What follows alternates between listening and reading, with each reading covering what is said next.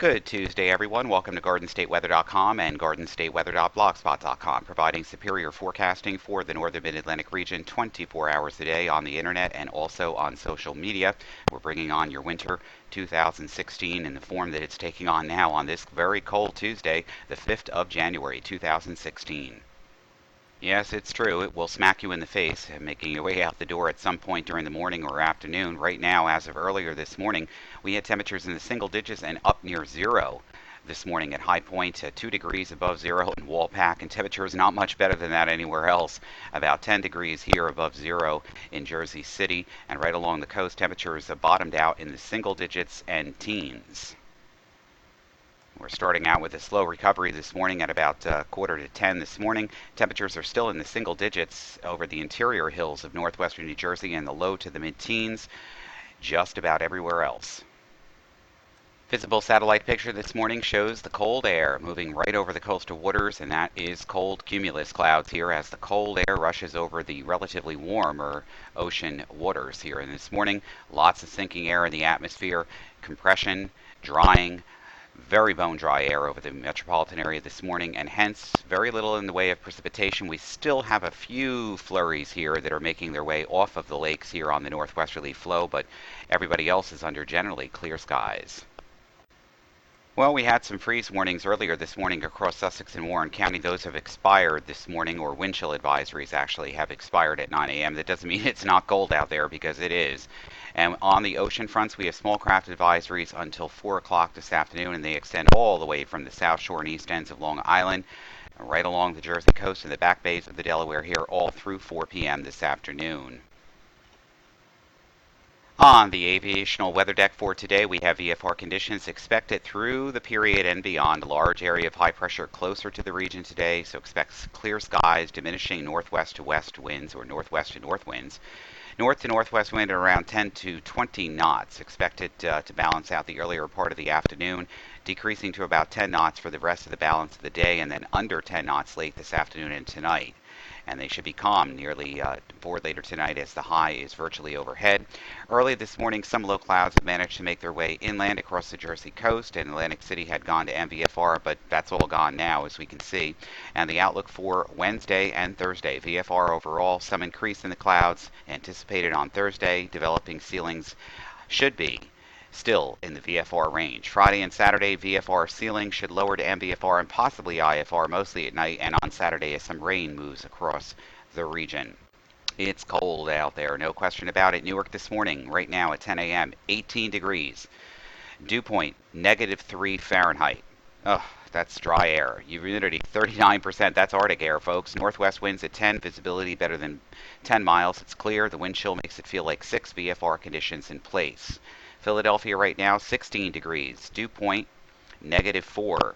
Humidity, 40%. The wind is out of the northeast, or just about north at about 8. Clear skies and VFR conditions in place.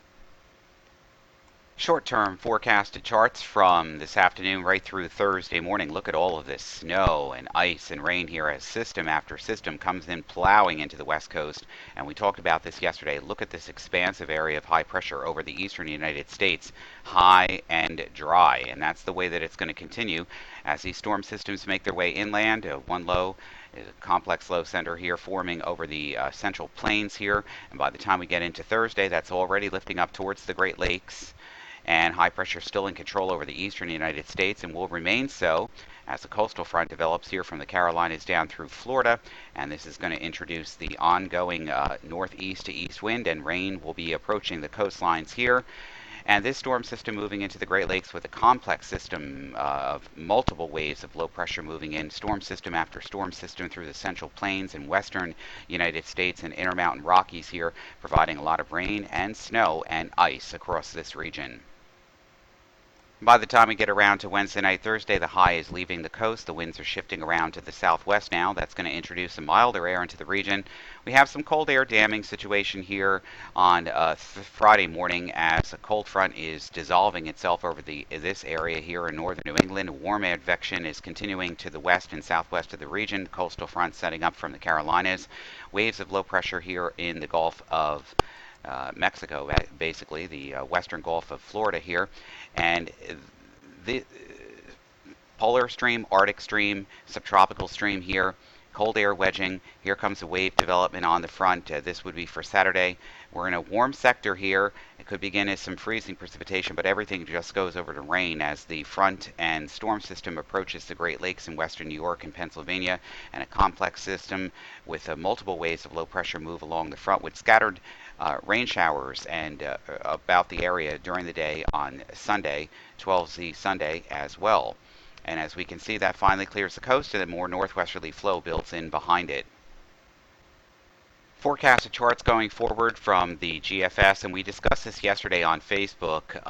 The reason why the cold air isn't locking in yet is we're still in a negative NAO, but we don't have the correct blocking in place just yet. So storm systems are still cutting up through the Great Lakes into the St. Lawrence River Valley. Warm surges coming back into the eastern United States after being battered down by cold Arctic air, which is in place now.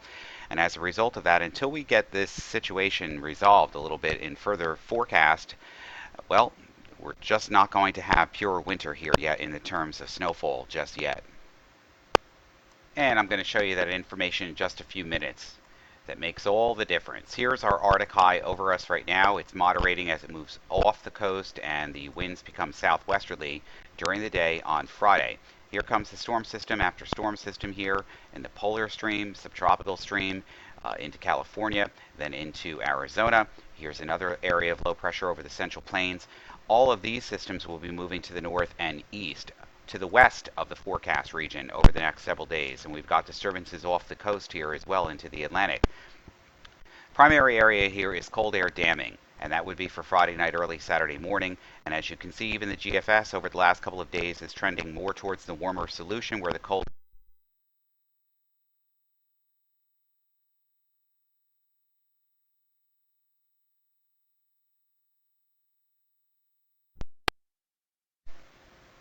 Now, the next system here in the southern stream here is moving into the Mississippi River Valley, and that will follow the heels of the first system on Friday night, Saturday morning, so that more rain will spread over the forecast region beginning on late Saturday night or early Sunday morning. So there's still going to be some areas of precipitation here across the forecast region this weekend. And then look at this, more high pressure continues to build in with Arctic air in place across the forecast region for the early part of next week. And as we go further, subtropical jet stream very active, but storm after storm still missing because we don't have the blocking in place just yet. European ensemble model guidance, potential height and anomalies at 500 millibars from last night. Its run shows the cold pool, the Arctic pool leaving the eastern United States, warm pools stretching up through the Canada here, the Central Plains. It doesn't mean that we're not going to have storms, but the idea here is that it gets very cold around here again next week. Early next week, cold air. Now, cold air doesn't necessarily mean snowstorms. If it's too cold, doesn't mean that it's too cold to snow. If we don't have the right mechanisms in the atmosphere to phase the branches together, then we're just going to wind up with cold, cold air. And this is Arctic air coming in by early to mid part of next week, and that advances east. And then, according to the latest model guidance, it begins to flatten out a little bit by next weekend. Getting into the stratosphere, here's our polar vortex at 10 millibars this morning. It's just shifted just south of the North Pole here, the Arctic Circle. And basically, it's still in the same position. We have a very strong stratospheric warming event continuing in the mid-latitudes. And last night on social media, I pointed out that there's also warming on the other side into the Atlantic Ocean and up towards Europe. And, I've never seen this kind of configuration before. Try to break down the polar vortex, which it is doing. And at 70 millibars this morning, we can see the stretching of the polar vortex here, all the way from basically the Arctic Circle back into parts of Asia, and then all the way down through the Arctic Circle and then into western Greenland here. So we know that the warming that's occurring on both sides of the continent here in the mid-latitudes is having an effect of stretching and trying to break this ultra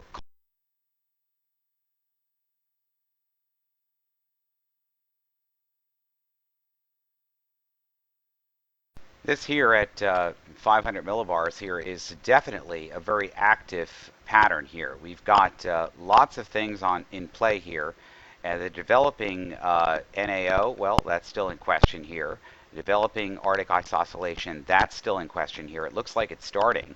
We've got definitely a split flow pattern here. Now, this was a forecasted ridge. This is the actual observations over the west coast the last couple of days. We've got two areas of low pressure here. One near British Columbia, the other off the coast of California here. And this argues for the ridge. And you can see the height rises here with the ridge, but it's contoured quite differently because of these areas of low pressure here. This is not even a Rex block anymore. We have low pressure, which is still a negative EPO south of the Aleutian Islands, and a split flow pattern. Our subtropical jet stream here, our polar and Arctic jet stream here, cross-polar flow in place, so definitely cold air. There's no question about it, but with this kind of pattern that I'm seeing right now in the actual observations, doesn't lead to phasing of these two streams just yet. Teleconnection standpoints, we're still at the Arctic ice oscillation here from the European model guidance as of today in the negative by -2 standards below. GFS is about the same. The North Atlantic ice oscillation has turned negative, but it's not strongly so. It doesn't show up as strong as that either in the GFS model guidance. PNA is still positive with the ridge axis over the western United States. It shows up in the GFS model guidance too.